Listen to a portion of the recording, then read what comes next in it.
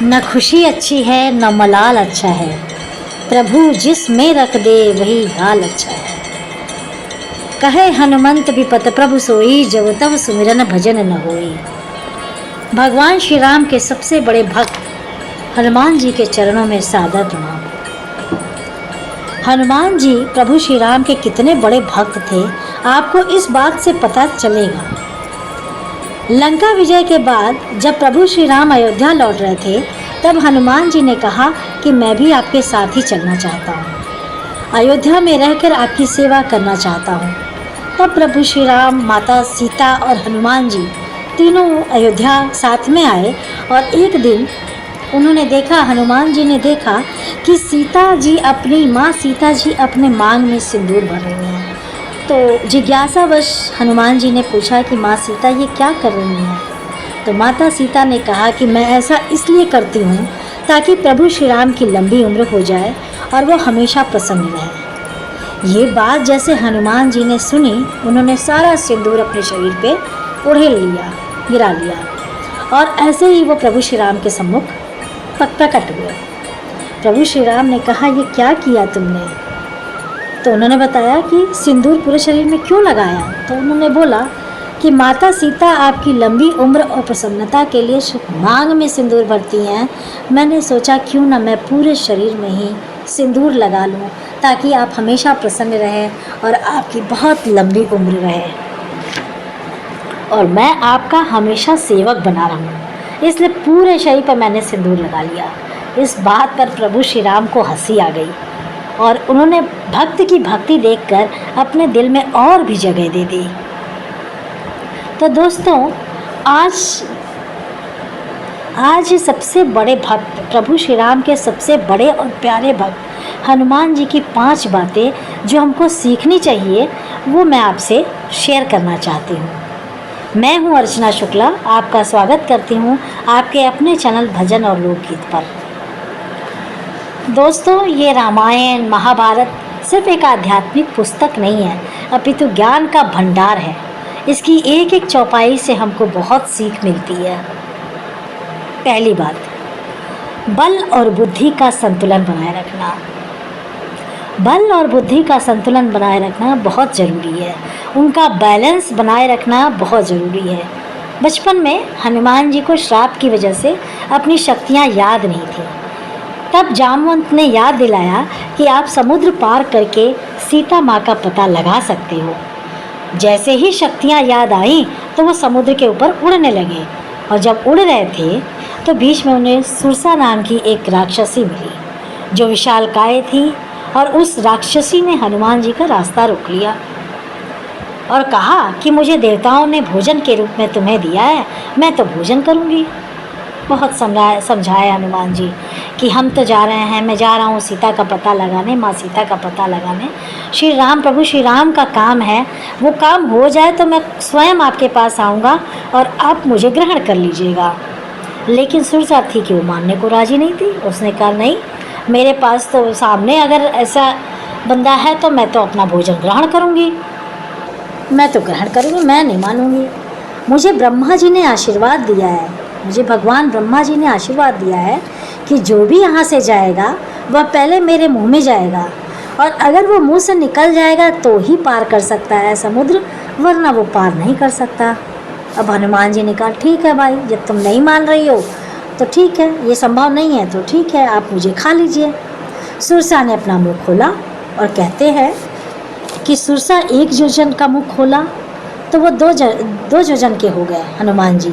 उन्होंने 2 का खोला तो हनुमान जी 4 के योजन के हो गए। जब 4 का खोला तो वो 8 के हो गए। कहावत एक चौपाई है, जस जस सुरसा बदन बढ़ावा तासु दूर कपि रूप दिखावा। तब उन्होंने अपना रूप दिखाना शुरू किया और जैसे ही सुरसा ने 100 योजन का मुख खोला तो वो बिल्कुल तीव्र गति से बहुत छोटे हो गए और मुंह में गए और तुरंत वापस आ गए, हवा की वेग से वापस आ गए। और जैसे ही हनुमान जी ने ऐसा किया, सुरसा उनकी बुद्धि से प्रभावित हुई और अपने असली रूप में आ गई और उसने बताया कि मैं तो सर्पों की माता हूँ।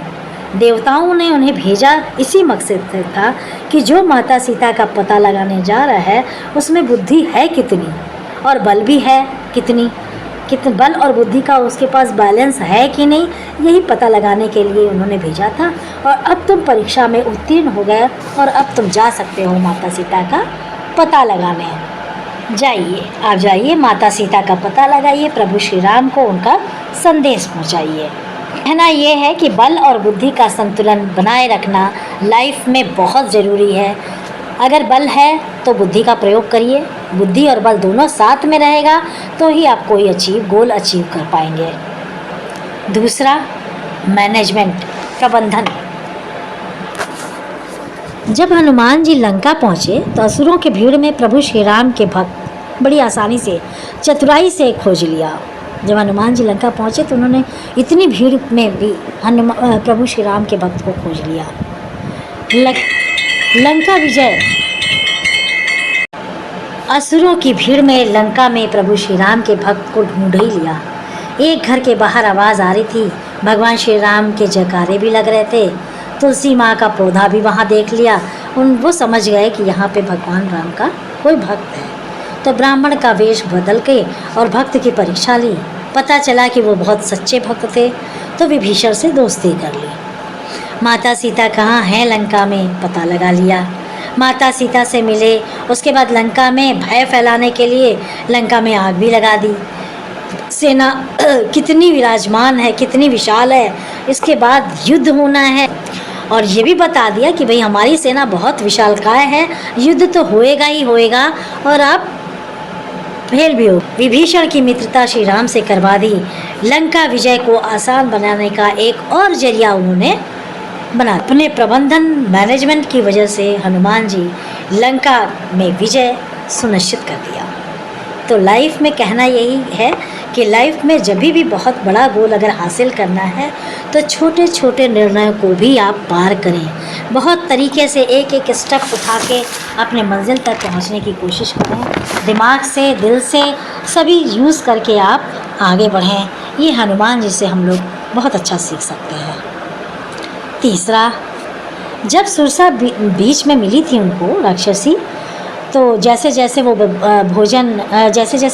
मुख बड़ा कर रही थी भोजन ग्रहण करने के लिए, हनुमान जी उनसे 2 गुना हो रहे थे। वो 2 योजन हो रही थी तो ये 4 योजन, जब वो 4 हो रहे थे तो वो 8 योजन, वो 16 हुए तो 32 हुए, ऐसे करके बढ़ते जा रहे थे। लेकिन कभी भी हनुमान जी को एटीट्यूड नहीं हुआ, घमंड नहीं आया। उन्होंने ये घमंड नहीं किया कि मैंने ये काम किया है।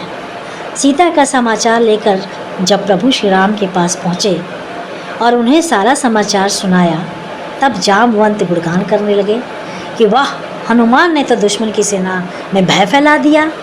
और कहने लगे कि प्रभु हनुमान ने सब कुछ कर दिया। तब हनुमान जी बोले कि मैंने तो कुछ भी नहीं किया है।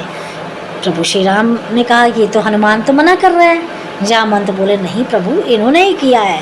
यही वहाँ पे आग लगाए, उनकी सेना में भय फैलाया और उनको बताया कि हम अगर एक हैं तो हमारी सेना कितनी बड़ी होगी। तो ये सब तो इन्होंने किया है। तो श्री राम बोले कि भाई हनुमान तुमने किया है। हनुमान जी ने कहा ना, मैंने नहीं किया, मैंने कोई काम आसान नहीं किया। तब प्रभु श्री राम ने कहा कि क्या तुमने नहीं किया तो मैंने किया। तब हनुमान जी ने बोला हाँ प्रभु, आपने किया, ये काम आपकी वजह से हुआ, मैं तो एक निमित्त मात्र था, मुझे तो एक जरिया बनना था, ये सब आपके आशीर्वाद से हुआ है। तो जीवन में कहने का मतलब है कि जीवन में ऐसा ना हो कि जब आप कोई कुछ काम कर रहे हो, गोल अपना अचीव कर रहे हो, उस बीच में आप किसी को ऐसा नुकसान पहुंचाओ कि वो परिपूर्ण ना हो पाए, वो बहुत टूट जाए। तो अहंकार मत करो और बड़ी विनम्रता के साथ आगे बढ़ो, वो ज़्यादा अच्छा है। और चौथी बात, सबसे लास्ट तो नहीं कहेंगे, लेकिन चौथी विशेष बात कि जब हनुमान जी लंका पहुँचे समुद्र पार करके और सीता का पता लगाने, तो वो चाहते तो माँ सीता को स्वयं प्रभु श्री राम के पास पहुँचा देते, लेकिन उन्होंने ऐसा नहीं किया। कि प्रभु को गुस्सा नहीं आया, वो खुद आके मुझे लेके नहीं जा सकते थे, वो ऐसा क्यों नहीं किया हनुमान? वो कर सकते थे, फिर भी उन्होंने क्यों नहीं किया? तो तुम्हें ऐसा क्यों किया कि तुम्हें भेज दिया? तुम भी तो ले जा सकते हो ना। तो हनुमान जी ने कहा, माँ मैं आपको अभी यहाँ से लेके जा सकता हूँ, लेकिन माँ आदेश नहीं है। और प्रभु श्री राम यहाँ खुद आएंगे और रावण का वध करेंगे और आपको सम्मान लेकर जाएंगे। रावण की तरह चोरी से लेकर आपको नहीं जाएंगे, वो यहाँ आके आपको सम्मान की लेके जाएंगे। आप थोड़ा प्रतीक्षा करें, धीर रखें, अभी आदेश नहीं है। तो ये विशेष बात थी उनकी कि अपनी भावनाओं पे कंट्रोल रखो। अगर हनुमान जी जब माँ सीता को देखे वहाँ पे इस रूप में अशोक वाटिका में और रावण की चुभनीय बातें वो देख रहे थे, तो वो उनको भी बहुत गुस्सा आ रहा था, लेकिन उन्हें पता था कि ये काम मुझे अभी नहीं करना है, ऐसा आदेश नहीं है, ये सभी काम प्रभु श्री राम अपने से करेंगे। तो अपने इमोशंस को कंट्रोल में रखो, अपनी भावनाओं को कंट्रोल में रखो, तभी आप अपने गोल को प्राप्त कर सकते हो। आखिरी में सबसे बड़ी बात, यस बोलना सीखो। कुछ करने की हिम्मत दिखाओ कि हाँ हम ये कर सकते हैं। जब युद्ध में लक्ष्मण जी मूर्छित हुए, उनको बाण लग गया, तो भाई संजीवनी बूटी लानी पड़ी। वैद्य ने कहा कि अगर सूर्योदय के पहले संजीवनी बूटी आ जाएगी तो ये लक्ष्मण जी बच जाएंगे। बोले संजीवनी बूटी कहाँ तो लंका और कहाँ तो हिमालय, कैसे ला पाएंगे सूर्योदय के पहले, शाम तो हो चुकी है, अब कैसे होगा। तो हनुमान जी ने बोला कि नहीं मैं ये काम करूँगा, हाँ यस मैं करूँगा। और वो कहते हैं इतनी तीव्र गति से वहाँ से उड़े, मतलब कहते हैं कि विद्युत गति से उड़े कि वहाँ पे दिख रहा, एक रेखा सी दिख रही थी।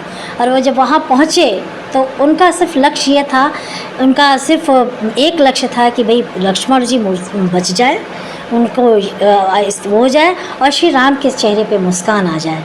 वो गए, जब जा रहे थे तो बोले उनको संजीवनी बूटी तो समझ आ नहीं रही है।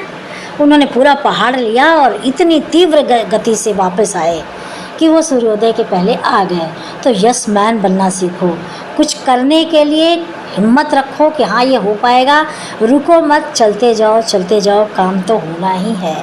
तो इस तरह से कुछ प्रेरणादायी बातें हैं हनुमान से, बहुत सारी चीज़ें हम लोग सीख सकते हैं। और ये इसीलिए कहते हैं कि ये सिर्फ आध्यात्मिक पुस्तक नहीं है रामायण और महाभारत, ये बहुत सीख देती है। तो शायद आप लोग हमारी इस वीडियो से थोड़ा सा सीख पाए हों, और अगर मेरे से सहमति है तो प्लीज़ लाइक सब्सक्राइब करें। धन्यवाद।